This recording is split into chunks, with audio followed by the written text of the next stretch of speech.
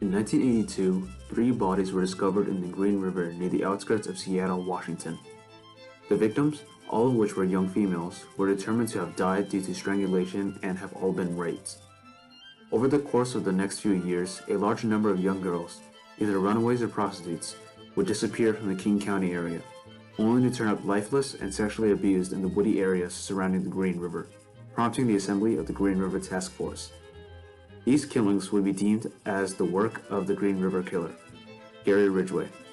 Despite being one of the main suspects in the Green River killings case and experiencing at least 2 run-ins with law enforcement, the Green River Task Force was not able to directly connect Ridgway to the Green River killings, and the Green River killings case would be ruled as a cold case after the task force's disassembly in 1991. Gary Ridgway found success in evading police capture for almost 20 years after the start of his murderous career, but investigators would eventually catch up to him thanks to advancements in forensic DNA analysis. Forensic DNA analysis, as a whole, is the process of generating DNA profiles from biological stains or materials. By identifying the DNA profile found from a crime scene, investigators were able to narrow down the list of potential suspects and identify just whose profile was left. This ensures that an individual was present when the crime occurred, making it more likely that they are the assailant.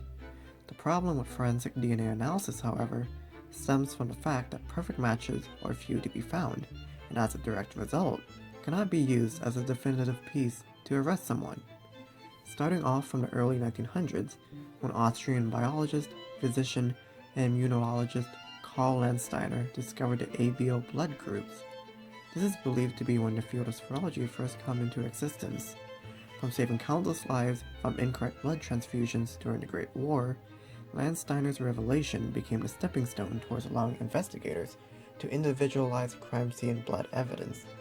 With the progression of time, confirmatory tests for semen and saliva were developed, which led to the formation of techniques to extract DNA from them.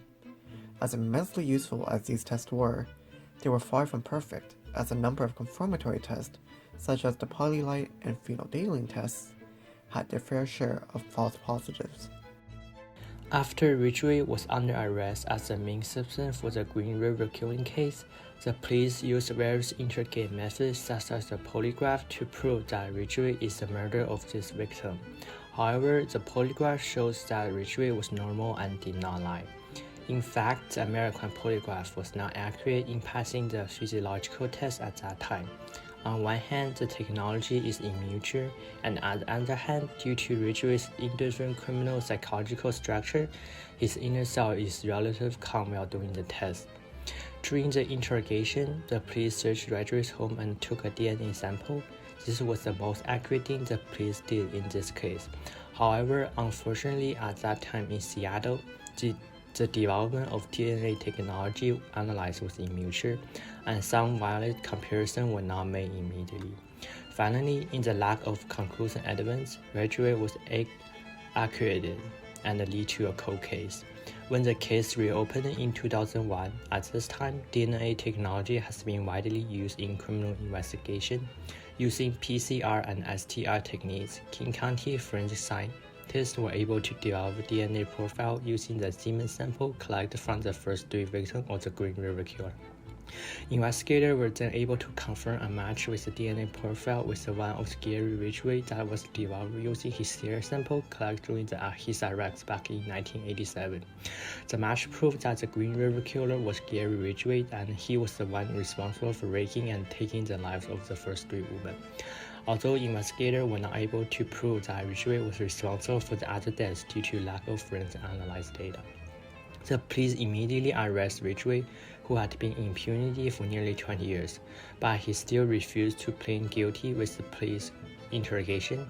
Finally, in order to conclude the case, the police promised that as long as Ridgway pleaded guilty and actively cooperate with the rest of the work, he would be exempt from the death penalty. Ridgway seized this opportunity and accepted with agreement.